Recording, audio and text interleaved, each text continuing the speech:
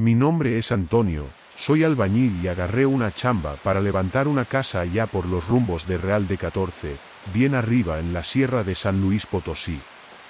Es un lugar bien retirado y la terracería para llegar al rancho parece que no se acaba nunca. Me llevé conmigo al Checo y al Quiño. Son dos ayudantes buenos, chavos que no le sacan al jale y que ya llevan rato conmigo en la obra. Cargamos la troca con las herramientas, unas lonas y lo básico para pasar los primeros días, porque el plan era acampar ahí mismo para que el trabajo rindiera. Llegamos a la entrada del rancho ya cuando estaba cayendo el sol. El dueño había dejado la llave del portón escondida en una rendija de un pilar de piedra, como habíamos quedado. Entramos con el carro despacio, subiendo el terreno por una brecha entre el monte hasta llegar a la explanada, donde iba a ir la cimentación. Llamé al Checo y al Quiño. Órale, compás, descarguen las herramientas y las lonas que necesitamos armar el changarro para dormir antes de que se vaya la luz completita. Empezamos a bajar las herramientas y acomodar el espacio para cocinar y descansar. El terreno estaba bueno, firme, pero tenía un chingo de piedras alrededor. El Quiño ya se puso a juntar ramas para hacer una fogata y calentar el café, mientras el Checo andaba refunfuñando que íbamos a tener que nivelar un buen de cosas antes de clavar el primer clavo. Mientras ellos acomodaban las cosas, me fui a dar una vuelta por el terreno para ver hasta dónde llegaba la cerca. Quería saber de dónde venía el agua, si había algún ojo de agua cerca. Caminé como unos 100 metros monte adentro y vi que la cerca de alambre de púas estaba bien cuidada, bien estirada. Vi que el terreno estaba limpio, sin señal de rastro de animal grande o de gente extraña. Solo estábamos nosotros ahí. Regresé al campamento.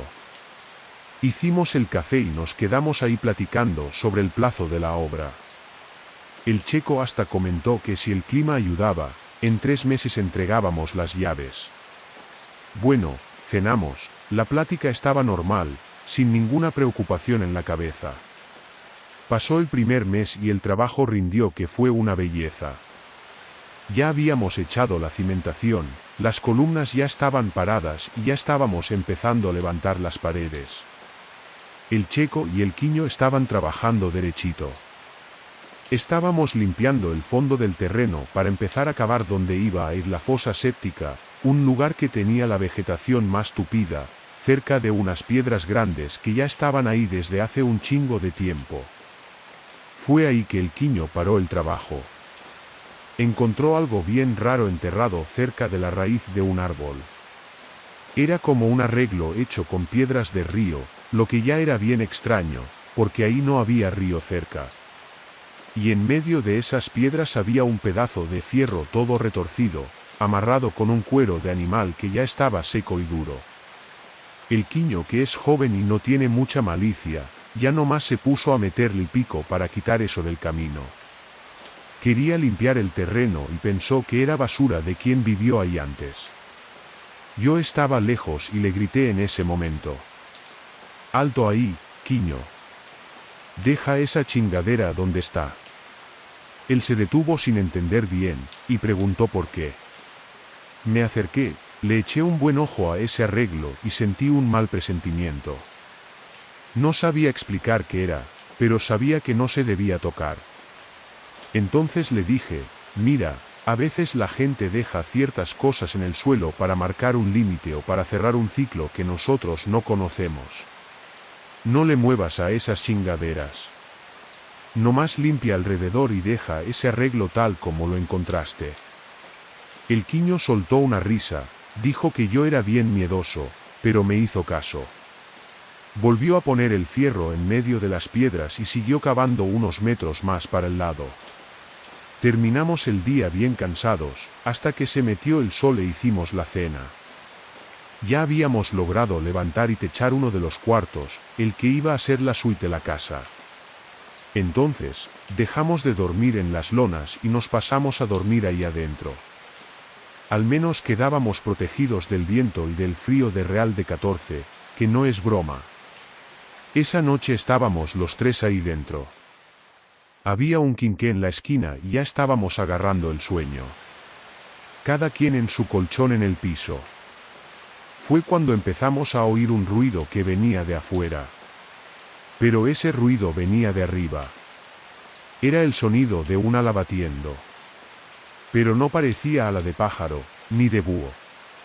Era un ruido muy fuerte, grueso, como si alguien estuviera sacudiendo un cuero de res, o incluso esas lonas de tráiler bien grandes, con una fuerza cabrona. Se sentía que el bicho era grande por el peso del sonido que hacía el aire. El Checo y el Quiño se sentaron de volada.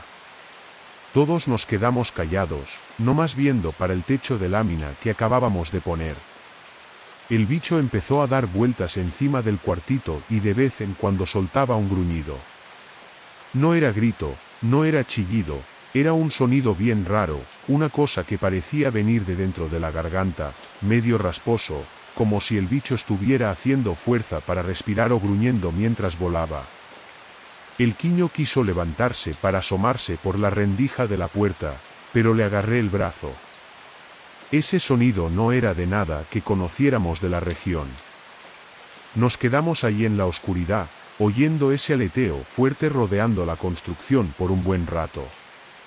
Hasta que de la nada el ruido desapareció rumbo al monte. Pasó como una hora desde que el bicho se había ido y seguíamos ahí sentados en los colchones, sin huevos para abrir la puerta. Entonces empezamos a platicar tratando de entender qué chingados era eso. El Checo, que es criado en el rancho, dijo que ya había oído hablar de cosas parecidas, pero que nunca les había creído.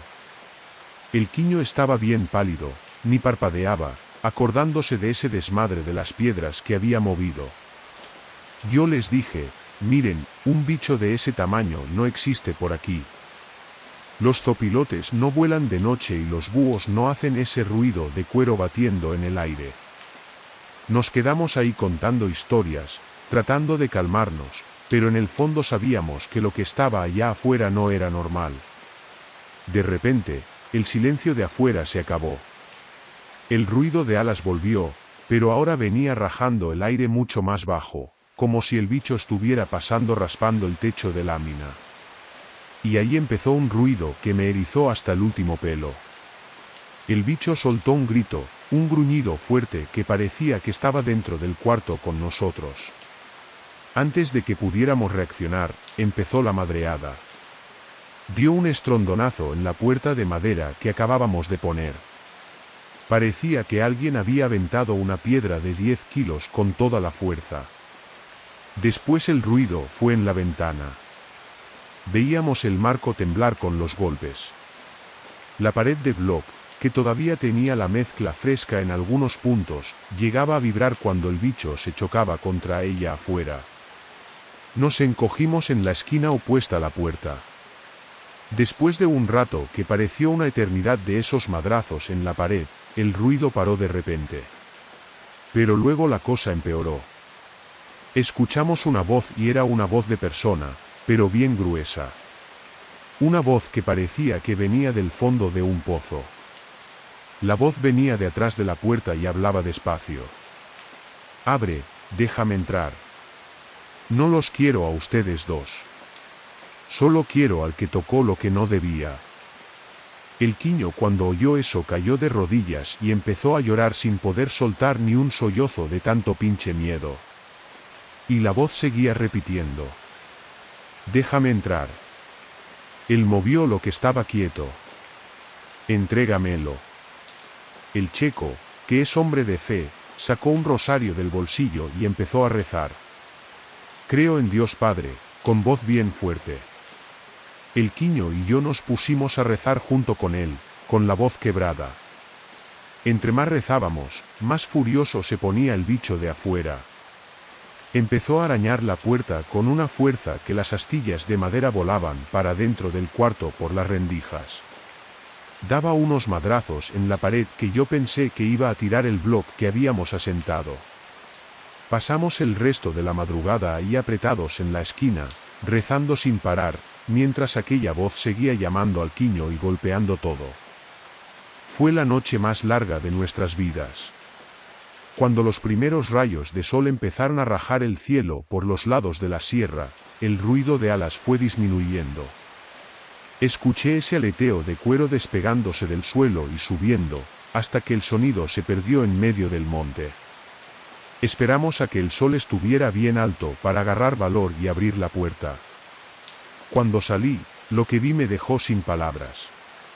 La puerta de madera estaba toda marcada de garras, como si un animal gigante hubiera intentado destrozarla.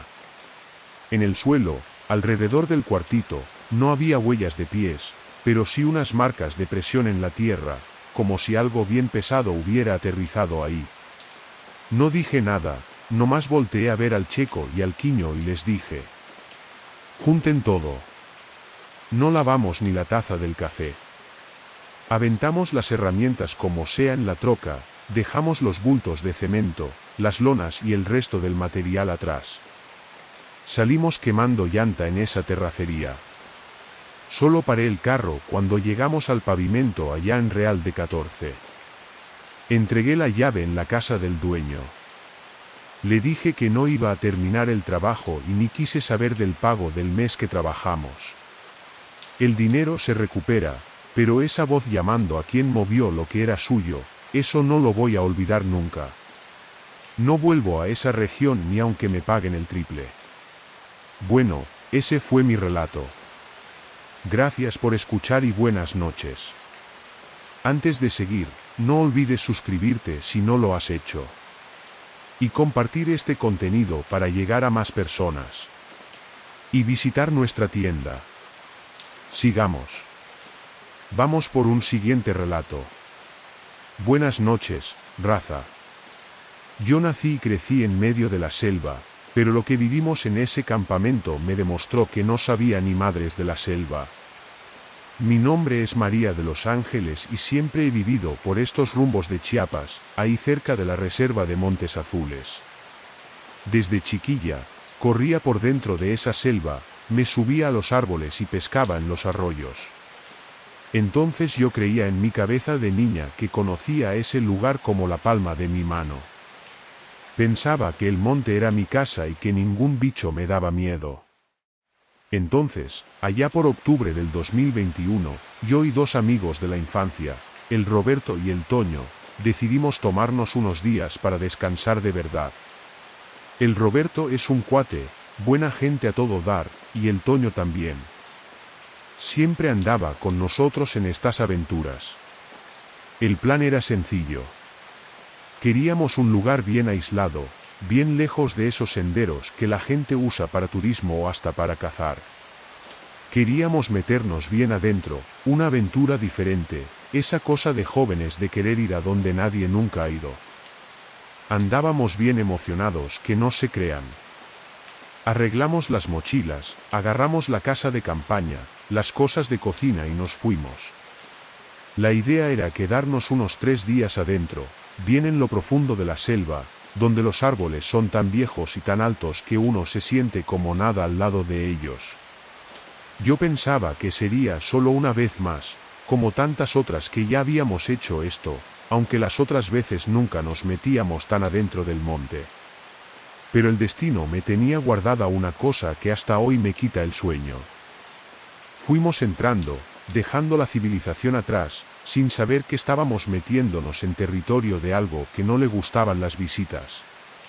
El sol estaba pegando duro allá afuera, pero cuando nos metimos en lo tupido, el clima se puso bien agradable, fresquito, bueno para caminar.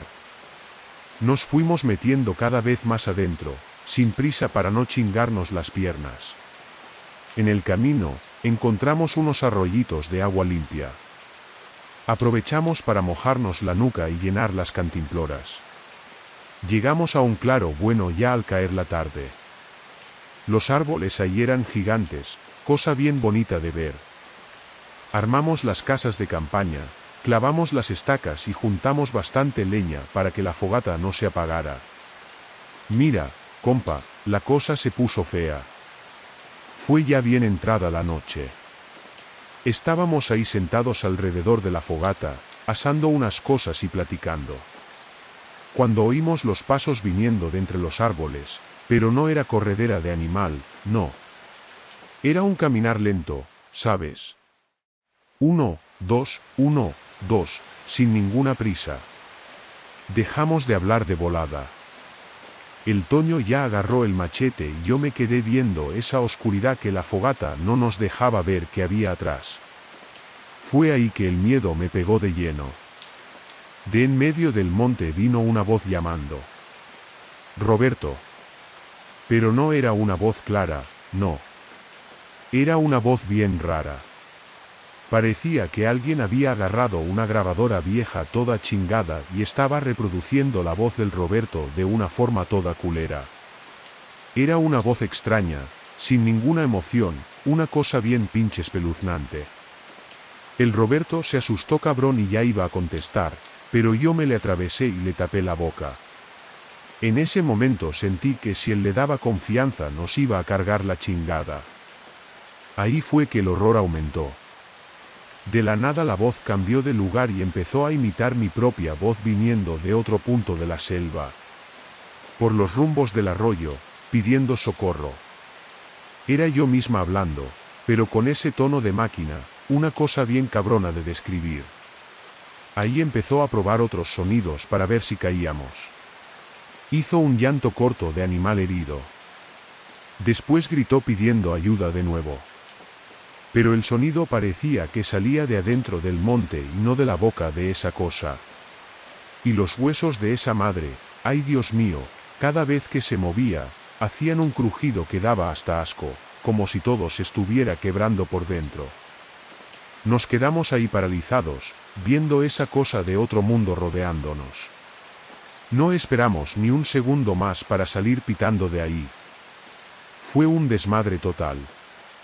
Agarramos nuestras cosas como pudimos, aventando todo dentro de las mochilas, sin ni siquiera doblar bien. Las ollas golpeando, el corazón parecía que se nos iba a salir por la boca. Dejamos un chingo de cosas atrás, solo agarramos lo esencial. No tuvimos ni el valor de apagar la fogata, que todavía estaba prendida bien alto, sabiendo el riesgo que podía ser dejar un fuego en la selva.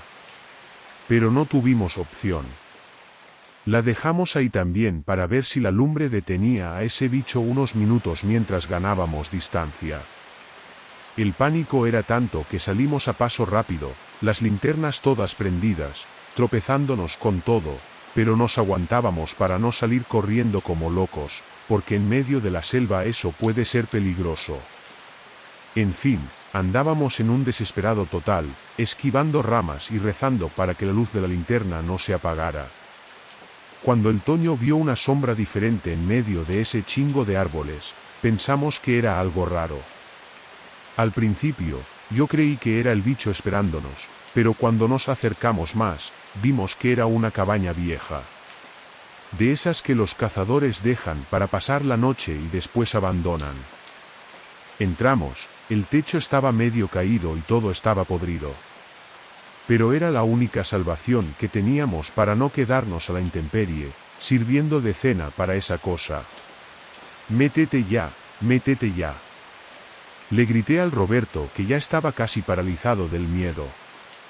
Nos metimos en esa casita de madres, cerrando la puerta de madera que estaba sostenida solo por una bisagra. Nos arrinconamos en la esquina con los machetes en la mano y las linternas apagadas para no llamar la atención. El silencio ahí dentro daba una angustia cabrona. Solo oíamos los ruidos de la selva. No tardó mucho y la criatura llegó. Estaba rodeando la cabaña. De repente vino un sonido que hizo que mi corazón se parara. Era la voz de mi mamá, igualita, llamando mi nombre afuera. «María, mi hija. Ábreme que tu mamá tiene frío». El Roberto empezó a llorar porque él también oyó a su mamá llamándolo para salir. Era esa voz dulce. Pero con el fondo de grabadora descompuesta, ¿sabes? Una cosa que no es humana. Sabíamos que nuestras mamás estaban todas en el pueblo, bien lejos de ahí, pero al verme ahí en medio de la nada y pasando por toda esa situación, daban ganas de abrir la puerta y salir corriendo. Tienen que entender que aunque sabíamos que era algo sobrenatural llamando, el miedo no nos dejaba pensar derecho. Es diferente cuando estás ahí en la comodidad de tu casa, en la selva el terror es otro. Solo queríamos que alguien nos salvara. El Toño me agarró el brazo con tanta fuerza que hasta me dejó marcas. Ese bicho estaba probando nuestra cordura, queriendo que perdiéramos la cabeza. Híjole, compa, ahí fue que la cosa pasó del límite del miedo y se volvió una locura pura. Volteé a ver cómo estaba el Roberto, pero lo que vi fue la cara de mi abuelo, que ya había muerto hace más de 10 años. Me tallaba los ojos, apretaba con fuerza, pero la imagen no se iba. El Toño también estaba perdido. Me miraba con los ojos bien abiertos, llenos de lágrimas y tartamudeaba. «Mamá, ¿es usted? ¿Qué está haciendo en este monte?» Él estaba viendo a su mamá en mi lugar. Estábamos todos ahí, uno frente al otro, pero ya nadie se conocía. Esa criatura de afuera estaba metiéndose en nuestra mente, haciéndonos perder el sentido de la realidad para que abriéramos la puerta por nuestra propia voluntad y nos entregáramos. Nos apretábamos uno contra el otro, temblando como hoja, tratando de cerrar los ojos para no ver esa confusión de caras que no pertenecían a ese lugar de ninguna manera. Aun con toda esa confusión en la cabeza, con uno viendo la cara del otro cambiando, sentí bien adentro que no podíamos rajarnos de ahí de ninguna forma. Si abríamos esa puerta e intentábamos correr, sería el fin de la línea para los tres. Le grité al Roberto y al Toño con la voz quebrada. Tenemos que rezar, pedirle a Dios que solo Él nos saca de esta chingadera. Nos agarramos uno al otro con los ojos cerrados y con toda la fuerza para no ver esa aparición culera. Y empezamos a rezar el Padre Nuestro y el Ave María bien fuerte. La voz afuera seguía llamando, imitando a nuestras mamás, llorando y pidiendo que le abriéramos. Pero nosotros gritábamos las oraciones más fuerte todavía, con el pecho a punto de reventar de tanto miedo. El tiempo no pasaba. Parecía que el sol nunca más iba a salir y que esa noche iba a ser eterna. De vez en cuando oíamos un crujido en la madera o un arañazo en la pared, como si esa cosa estuviera buscando un hoyo para meterse. Pero nadie se atrevía a abrir. Nos quedamos ahí apretados implorando protección divina por horas y horas. Hasta que el cansancio y el miedo nos dejaron en un estado de shock medio ausente. No teníamos sueño, pero de repente simplemente nos apagamos, nos dormimos. Y en esta parte, los tres le agradecemos a Dios hasta el día de hoy. Sabemos que fue Él quien nos puso a dormir. De eso estamos seguros, porque si no hubiéramos abierto esa puerta, pues la situación solo empeoraba. No fue casualidad. Después de ese episodio, nos volvimos adoradores de Dios vivo, el único Salvador para toda su gloria. Y fue por eso que resolví mandar este relato para mostrar cuánto Dios nos ama y nos protege. En fin, despertamos cuando amaneció el día, ya no había nadie llamándonos y nos fuimos para la casa. Nos llevamos nuestra regañada de nuestros papás, pero hasta hoy creo que fue una forma de Dios de llevarnos por el camino de la salvación. No sé qué ser es ese. Sé que hay relatos por todo el mundo de criaturas que imitan la voz y muchas desapariciones de niños en la selva. Bueno, gracias por escuchar mi relato. Mi relato no, fue un testimonio de nuestro Creador y Salvador.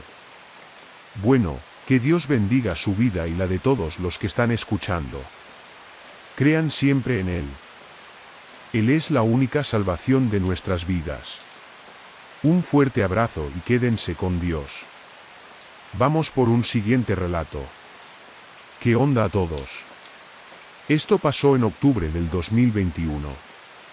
Andaba en el jale de fletes allá por los rumbos de la sierra de Zapalinamé. Andaba con mi troquita vieja haciendo unas entregas de alimento para ganado y unos costales de semilla para unos rancheros allá del fin del mundo.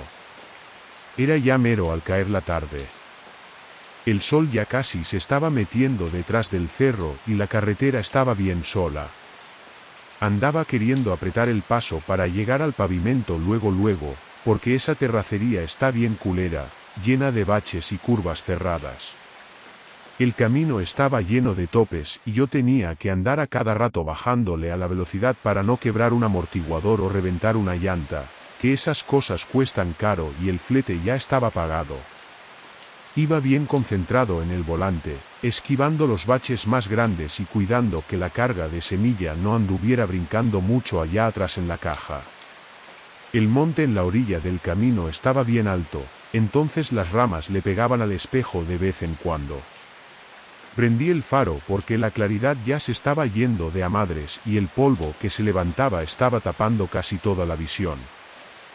Fui manteniendo segunda y tercera velocidad con el ojo en el indicador de gasolina y esperando luego ver el portón del rancho, que era el último lugar donde tenía que descargar. Compa, no tienes idea de lo que vi. Hasta me tiemblo de acordarme. Iba viniendo ahí despacito por culpa de los baches y el faro agarró una sombra parada bien en la orilla del monte ahí en el acotamiento de tierra. Al principio hasta pensé, de seguro es un venado, no. Porque ahí en la sierra hay un chingo de esos bichos y uno siempre anda al pendiente para no atropellarlos y chingar la defensa de la troca. Fui bajándole la velocidad, dándole esa frenada al pedal para que el bicho se moviera y se quitara de ahí para yo pasar. Pero entre más me acercaba, más raro se me hacía lo que estaba viendo. Después de acercarme un poco más, entonces pude ver con claridad. La luz del faro le pegó de lleno. Vi que los huesos los tenía todos atravesados y los cuernos, Dios santo, no eran cuernos normales de venado, no. Era un chingo de puntas saliendo de lugares que no tenían ni madres de sentido. Parecía una cornamenta toda retorcida. Y lo peor fue cuando volteó la cara hacia mí. Esa cosa tenía ojos de gente.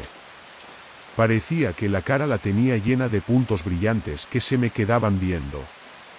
Un desmadre que me dio una angustia que nunca había sentido en mi vida. Ahí vino lo que me dejó sin dormir por un buen rato. El bicho de la nada empezó a estirarse todo. No dio ni un salto. Fue levantando las patas de adelante despacito, equilibrándose, y se quedó parado igual que se para un hombre. Pero no se paró nomás para ver por encima del monte, no. Empezó a dar pasos, carnal. Se fue caminando parado con esas patas flacas y chuecas, cruzando enfrente de la camioneta con una calma que me dio un pavor cabrón. Era una maldad que salía de esa cosa. Parecía que el bicho estaba hecho de pura pinche maldad. No podía ni tocar el claxon, ni gritar. Nomás me quedé ahí con los ojos bien abiertos viendo a ese desmadre caminar como gente hacia en medio del monte tupido. Parecía que se estaba burlando de mí, ¿sabes? La forma en que caminaba no era de bicho de este mundo, no. Era una cosa que no pertenecía aquí. Sentí que si me bajaba de esa cabina no iba a quedar nada de mí para contar la historia, porque eso con toda seguridad no era un animal. Bueno, le pisé a fondo, mi compa. La camioneta hasta cantó llanta en ese caminito de tierra. Solo quería distancia de esa curva y de esa cosa. Llegué al portón del rancho de Don Beto, que ni me paré a abrir bien. Casi me llevo el portón junto con la defensa. Paré el carro ahí cerca de la casa con el motor todavía prendido y me quedé ahí adentro con seguro. Don Beto salió al portal extrañado del desmadre y vino a preguntar qué había pasado, porque yo estaba pálido como muerto. Ni pude hablar derecho, nomás apunté para atrás, para el camino y le dije que había visto un bicho bien extraño. Descargué esas semillas todas a las carreras, ni revisé bien el papel, solo quería largarme de ahí. Don Beto hasta me ofreció un café, me dijo que descansara un rato, pero le dije que no, que necesitaba agarrar el pavimento antes de que cayera la noche de a de veras. Me vio medio raro, pero me subí al carro y salí de ahí volado, sin ni siquiera ver el retrovisor, para no tener el peligro de ver esa sombra siguiéndome. Solo respiré de verdad cuando vi la luz de la gasolinera allá en la orilla de la carretera federal. Arrimé la camioneta cerca de las bombas, donde había bastante movimiento. Me bajé del carro y la pierna todavía me temblaba. Entré a la tiendita, agarré un agua y me quedé ahí sentado un buen rato en la banca. El despachador vino a preguntarme si me sentía mal, pero le dije que el viaje había estado pesado. Me quedé por ahí como unos 40 minutos esperando que el corazón me regresara a su lugar. Hoy en día ya no paso por esa terracería después de que el sol empieza a bajar, ni por todo el dinero del mundo. Si el flete es para ese lado de la sierra, me invento una disculpa y digo que la troca está en el taller. Hay gente que dice que es cosa de mi cabeza, que de seguro era un animal con alguna enfermedad de la piel. Pero yo sé lo que vi con mis propios ojos. Esa criatura caminando parado con esos ojos regados por toda la cara. Eso no es de la naturaleza de Dios, no. Hasta el día de hoy, cuando tengo que manejar de noche en lugares donde hay monte tupido, prendo todas las luces y no volteo para los lados por nada. Uno piensa que conoce estos caminos, pero hay unos rincones por ahí donde lo que vive adentro no quiere que uno pase, no. Dios me libre de toparme con esa aparición de nuevo. Ahora solo quiero quedarme en mi rincón, hacer mi jale en paz y nunca más tener que recordar ese paso que dio la bestia enfrente de mí en ese camino. Vamos por un siguiente relato. Mi nombre es Lucía y en ese entonces yo era trabajadora doméstica aquí en un rancho en el interior de Guanajuato, pero ya hace un buen rato de eso. En marzo del 2002, yo estaba trabajando en la casa de doña Eloísa, una señora muy buena. Era una casa enorme, de esas antiguas, llenas de cuartos y pasillos. Doña Eloísa estaba queriendo desocupar el tapanco, porque su papá, don Arnulfo, había muerto hacía unos meses y ya no quería guardar sus cosas. Él era un hombre muy estricto, ¿sabe? De esos que no dejaban que nadie tocara sus cosas. Yo estaba necesitando un mueble para mi cuarto, porque las gavetas del mío ya estaban todas chuecos y ella me ofreció una cómoda de madera oscura, muy bonita y bien cuidada. Yo nunca he sido supersticiosa, nunca creí en espíritus o energías que se pegan a las cosas, entonces acepté. Pues bien, Roberto, el trabajo empezó temprano esa mañana del miércoles. Doña Eloísa me llamó para ayudarle a darle una limpiada general allá al tapanco, que estaba acumulando mucho polvo y telaraña desde que su papá falleció. La escalera para subir era angosta, de esas que uno tiene que subir con cuidado para no resbalarse o caerse. Cuando abrimos la trampilla, el calorón ahí arriba estaba que no se aguantaba. Entramos y de volada vi la cómoda que estaba allá al fondo en una esquina iluminada por una rayita de luz que venía del techo. Parecía que el mueble me estaba esperando. Le eché el ojo de una vez cuando entré. Se veía vieja, pero todavía estaba bien fuerte, hecha de madera gruesa y pesada. De esas que ya no se fabrican hoy en día, esas chingaderas de MDF. Bueno, me puse muy contenta con ese regalo y me iba a servir un chingo, principalmente porque el mío ya estaba bien acabado. Llamé a mi esposo para que viniera a buscarla en la carreta ese mismo día. Roberto, le costó un chingo de trabajo bajar eso. Tuvimos que sacar todas las gavetas, una por una para bajarle el peso y para que fuera mejor, hasta para bajar la escalera. La pieza era grandota, hecha con material de primerísima y el peso estaba cabrón. Mi esposo y mi antiguo patrón, el esposo de mi patrona, sudaron para bajar ese mueble. Mi esposo dijo que eso era caoba buena. De esas cosas para guardar toda la vida y más.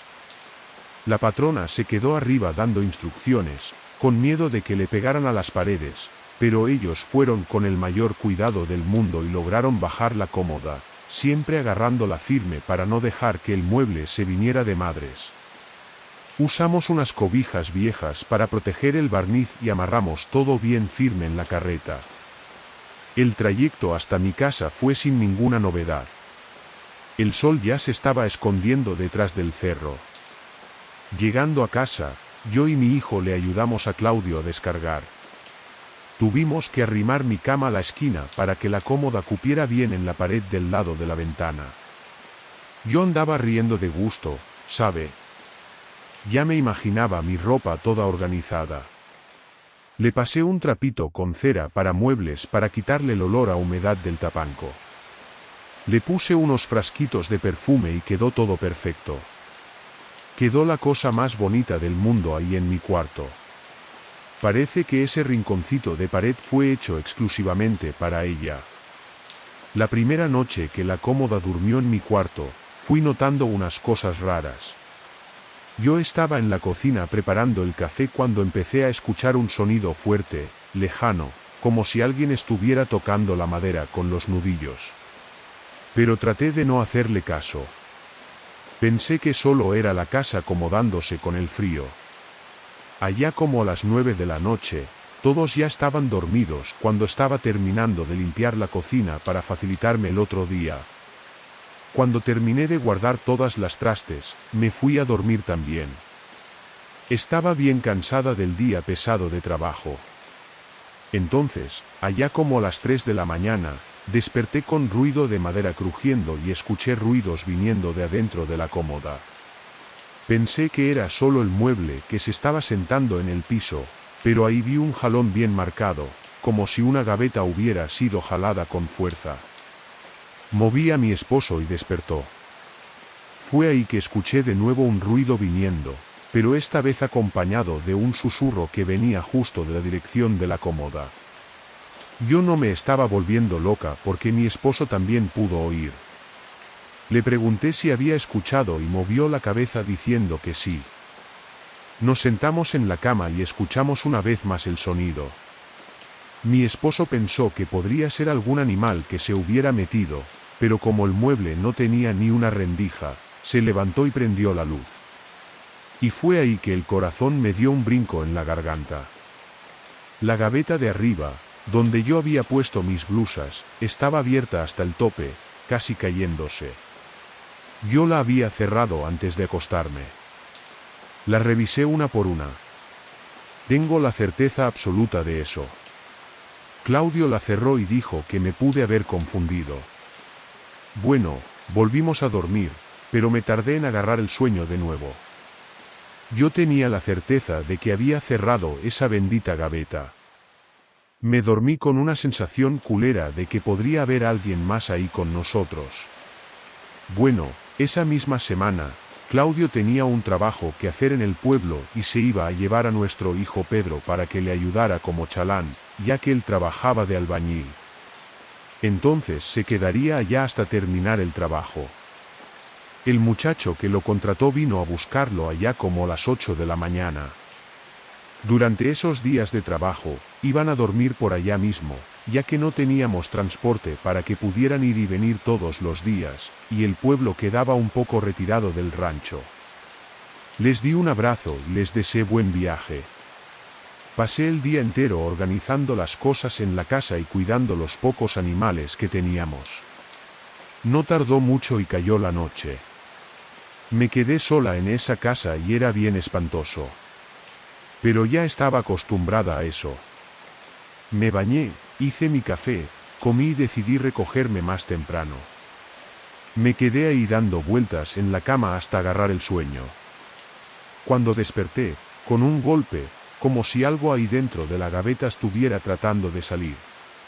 Escuché el ruido de la gaveta abriéndose de nuevo. Era el mismo ruido de la noche anterior. Me levanté temblando de la cama y corrí al apagador para prender la luz. Y pasmense, la gaveta estaba abierta de nuevo. Esta vez la gaveta de en medio, pero no abierta completamente, solo una rendija. Me arrodillé enfrente de la cómoda, estiré la mano y cuando estaba a punto de abrirla, escuché otro golpe viniendo de adentro, fuerte 3 veces. Intenté empujar la gaveta de vuelta a su lugar y cuando traté de empujarla, se trabó. Hice fuerza, usé los 2 brazos, pero parecía que había alguien aguantando por el lado de adentro. Fue ahí que lo escuché. Lo que yo juro era una respiración, no venía de la cama, ni del pasillo, venía de la gaveta de abajo.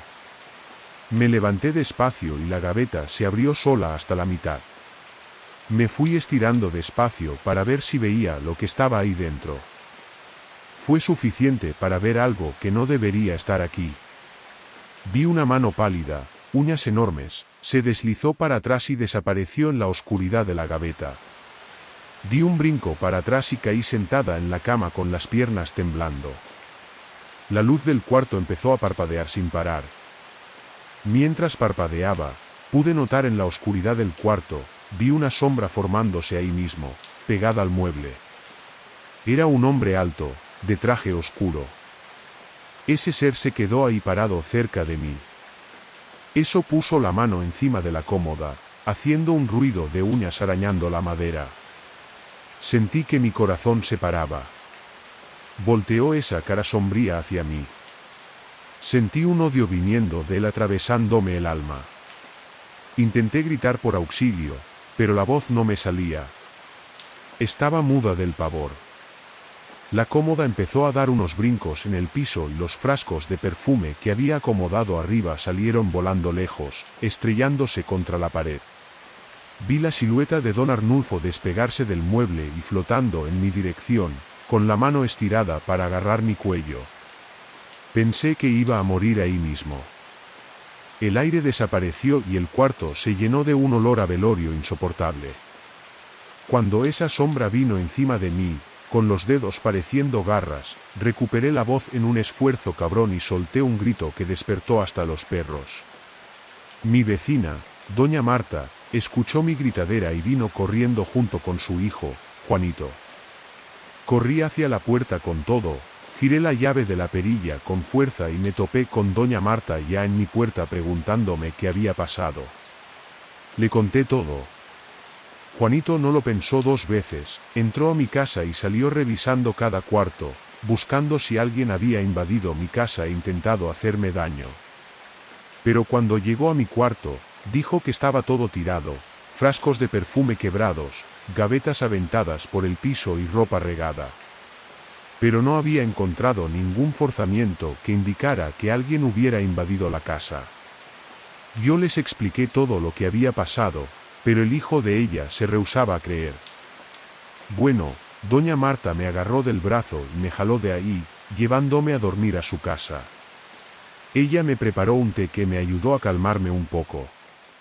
Pasé la noche toda encogida ahí, temblando y rezando todo lo que sabía hasta que amaneció el día. Solo pensaba en los ruidos de las gavetas golpeando y de esa cosa parada enfrente de mí. Cuando salió el sol y la claridad se apoderó de todo, agarré valor y fui a ver el desastre. Las gavetas de la cómoda estaban todas regadas y todo desordenado. Como Juanito dijo, había marcas de manos sucias de lodo en las sábanas de mi cama. Era de una tierra oscura. Llamé a Juanito y le pedí que me ayudara a sacar esa cómoda fuera. Todo lo que más quería era sacar eso de dentro de mi casa o prenderle fuego. Él vino y me ayudó a poner la cómoda en el patio. No lo pensé dos veces. Entré a la casa, agarré una botella de petróleo y le prendí fuego. Subió un humo negro mientras eso se quemaba. Cuando volví a trabajar, fui a hablar con doña Eloísa. Ella me confesó que su papá murió agarrando una de las agarraderas de esa cómoda, jurando que nadie iba a poner las manos en lo que era de él. Roberto, yo aprendí la lección. Ahora, si me ofrecen cualquier cosa que estaba guardada en el tapanco de gente que ya se fue, rechazo de volada. El trauma fue tan grande que nunca más quise aceptar nada de alguien que ya murió. Esa noche pude dormir mejor, sin ruidos, sin voces y sin respiración, y, principalmente, sin don Arnulfo pidiéndome que le devolviera lo que era suyo. Vamos por un siguiente relato. Buenas noches. Mi nombre es Luciana, soy residente de Zacatecas y trabajo como representante comercial en la región. Mi rutina es completamente en las carreteras, haciendo rutas para visitar clientes y establecimientos en varias ciudades aquí alrededor. El día de lo ocurrido, Estaba regresando a mi casa después de haber cumplido todo mi itinerario de ventas. Ya era tarde, estaba en la carretera Federal 45. El movimiento de carros estaba poco y yo estaba enfocada solo en terminar el trayecto para llegar a casa. Iba sola en el vehículo, manteniendo la velocidad normal de la vía. Venía conduciendo mi vehículo, un Chevrolet Onix Plus, modelo 2020. Es el carro que utilizo para el trabajo. Estaba con mantenimiento al día, en perfectas condiciones. Iba sola en el automóvil, regresando a Zacatecas por la Federal 45, después de finalizar las visitas comerciales del día en otras ciudades de la región. Estaba manejando normalmente cuando noté la primera irregularidad en el tablero de mi Onix. Una luz roja con el símbolo de la batería se encendió de forma repentina. Luego enseguida, el vehículo empezó a presentar un comportamiento extraño. La dirección eléctrica se puso dura de madres, quedando muy difícil de maniobrar. Y el tablero de LED empezó a parpadear, alternando la información de forma descontrolada. Intenté accionar el comando de las ventanas y las intermitentes, pero el sistema ya no respondía a ningún comando. Antes de que pudiera entender qué estaba pasando, hubo un apagón total. El motor se paró y toda la iluminación, tanto interna como los faros, se apagó completamente. Solo pude conducir el carro hasta el acotamiento usando la inercia, quedando inmovilizada en la oscuridad total, en un tramo aislado de la carretera. Me quedé ahí parada por algunos minutos en esa oscuridad total, sin saber cómo proceder. Hasta que otro vehículo se acercó y se paró justo atrás del mío. El conductor se bajó para prestar ayuda. Le dio una mirada rápida a la situación y afirmó que el problema era la batería que había dejado de funcionar. Como el lugar estaba muy aislado, se ofreció a sacarme de ahí. Agarró una cuerda, hizo el amarre en el frente de mi Onix y empezó a jalarme. Recorrimos como 1,5 kilómetros en ese sistema de arrastre hasta alcanzar una gasolinera que quedaba más adelante en la carretera. Yo tenía mucha dificultad para controlar el carro, ya que la dirección eléctrica no funcionaba y el vehículo estaba todo apagado, pero logramos arrimar en el patio del establecimiento.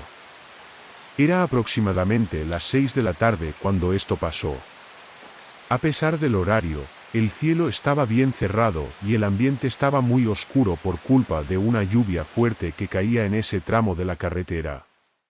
Fue en esas condiciones, con la visibilidad bien reducida por el agua, que el conductor me remolcó hasta la gasolinera.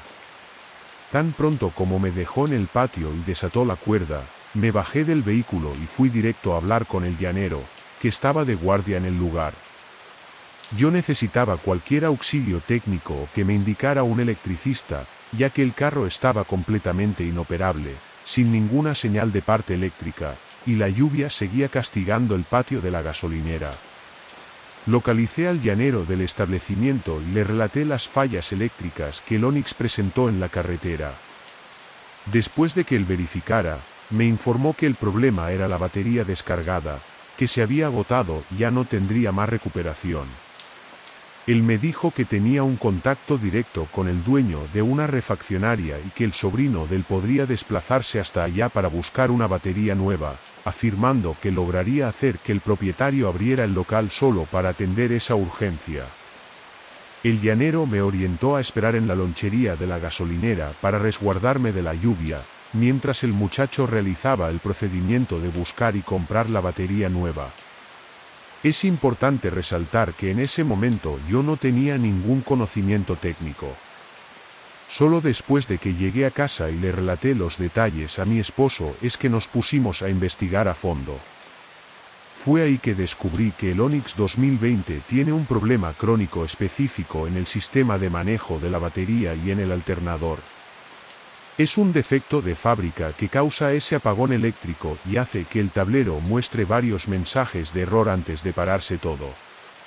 Pero ahí en el patio de la gasolinera, a las 6 de la tarde y lloviendo, el llanero me aseguró que la batería se había agotado y que ya no servía más.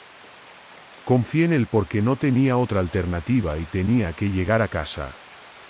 Y como mi esposo estaba en el trabajo a esa hora, pues él hace turno y no puede llevar el celular al área, no podía sacarme de dudas con nadie.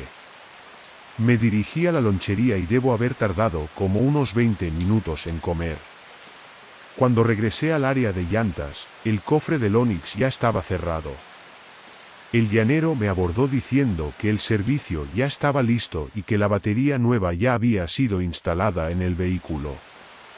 Presentó la justificación de que no podría entregarme la factura porque el dueño de la refaccionaria abrió el local solo por excepción y el sistema de ventas estaba apagado. Me solicitó que el pago se hiciera por transferencia. Como yo estaba sola en una situación de vulnerabilidad ahí en el tramo y bajo la lluvia, no tuve cómo cuestionar. Hice el pago del valor que me pidió. Vi que el carro estaba arrancando y seguí mi camino. Llegué hasta agradecer su prontitud, sintiéndome hasta aliviada, sin tener noción en ese momento de que me estaban engañando. Salí del patio de la gasolinera y agarré la carretera de nuevo. Pues bien, retomé el viaje, creyendo que el problema estaba resuelto, pero no rodé ni 10 kilómetros y el vehículo empezó a presentar exactamente los mismos síntomas de antes. La luz de la batería se encendió en el tablero y en cuestión de segundos vino el comportamiento de nuevo. La dirección se puso dura, las luces del tablero parpadearon de forma descontrolada y el sistema eléctrico sufrió un nuevo apagón. El motor murió por completo, aún en movimiento. No tuve otra alternativa, más que maniobrar el Onix al acotamiento usando el resto del impulso que tenía. Me paré ahí en medio de esa oscuridad absoluta y debajo de la lluvia que no daba tregua. Completamente aislada por segunda vez en el tramo.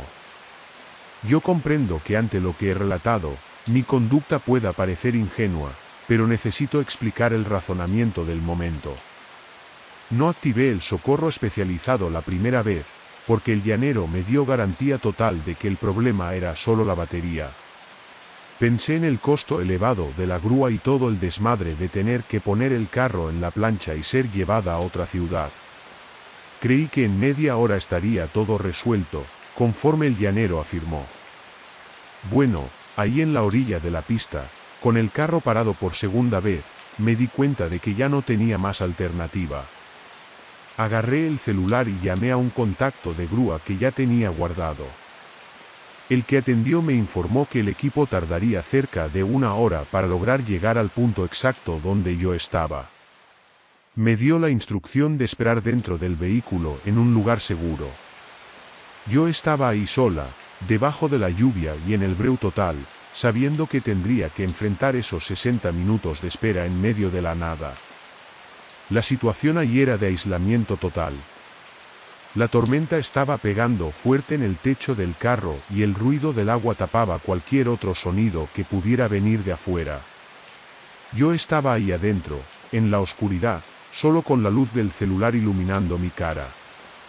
Intenté moverle al aparato para distraer la mente, pero la señal estaba pésima. La red no cargaba nada, lo que aumentaba todavía más la sensación de abandono. El monte que bordeaba la carretera parecía que estaba más cerca de lo normal por culpa de la oscuridad. De vez en cuando pasaba un tráiler en alta velocidad y el carro se movía todo, aumentando todavía más mi miedo. Evitaba ver mucho los retrovisores, pero no podía evitar notar que más allá del alcance de la luz de mi celular no se veía nada. Era una oscuridad que parecía que se había tragado el Onix. Estaba trancada por dentro, sosteniendo el teléfono con fuerza y rezando para que esa grúa apareciera luego, porque esa espera me estaba dando una desesperación que no sé ni cómo explicar. Parecía que el tiempo no corría y que cualquier cosa podía salir de adentro de ese monte en cualquier momento. Bueno, estando ahí viendo hacia el parabrisas y tratando de ver algo a través de esa cortina de agua, pude notar un punto de luz allá adelante, en medio de la pista. Al principio, pensé que era el faro de alguna moto viniendo despacio por culpa de la lluvia, pero la luz no tenía brillo de foco, era un resplandor diferente, medio amarillento, que oscilaba mucho. Me quedé observando y en cuestión de segundos, otros puntos de luz empezaron a aparecer justo atrás del primero. Eran varias luces pequeñas, una atrás de la otra, formando una línea derechita en medio de la carretera. Eso ya me causó una extrañeza inmediata, porque nadie iba a estar caminando a pie en medio de una tormenta de esas en una federal peligrosa como la 45, cargando lo que parecía ser una vela o una veladora. Esas luces venían viniendo en mi dirección, pero en un paso bien lento, un ritmo constante, todos juntos. A medida que las sombras se iban acercando, me di cuenta de que era un grupo grande de gente. Estaban todos en la oscuridad, con la cabeza baja y aun con el ruido del agua golpeando la carrocería, parecía que venía un sonido de allá, un murmullo que no paraba. El miedo empezó a subir.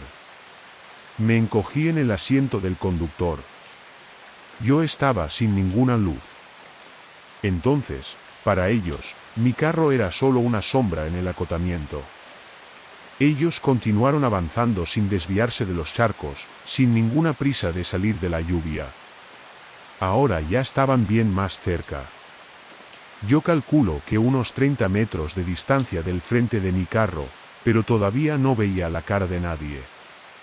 Conforme esa gente se fue acercando más, como unos 10 metros así, la luz de esas velas empezó a iluminar sus rostros.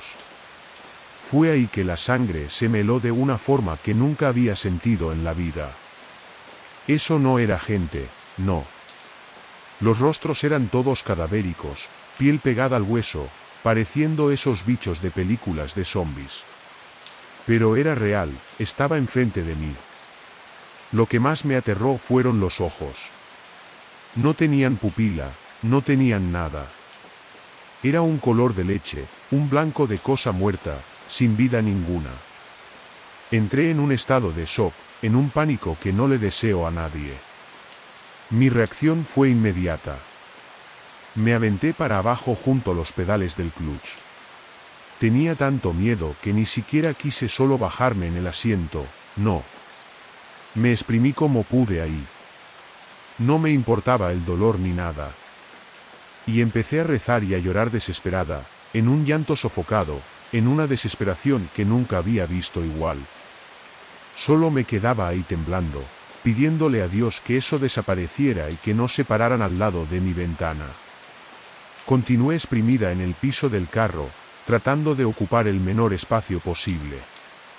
Aún con la cabeza enterrada entre los brazos, podía ver esa claridad amarillenta de las velas, entrando por las ventanas, iluminando el techo y los asientos del Onix. El carro, que estaba en el breu total, empezó a ser llenado por la luz de las velas. Cerré los ojos con toda la fuerza del mundo y me trabé ahí abajo. No sentía cansancio, no sentía calambre, no sentía nada. El miedo era tan grande que mi cuerpo quedó anestesiado. Me volví una piedra ahí en medio de los pedales. Me quedé así por un tiempo que no sé decir cuánto. La claridad fue disminuyendo, el sonido de las voces desapareciendo junto con el ruido de la lluvia.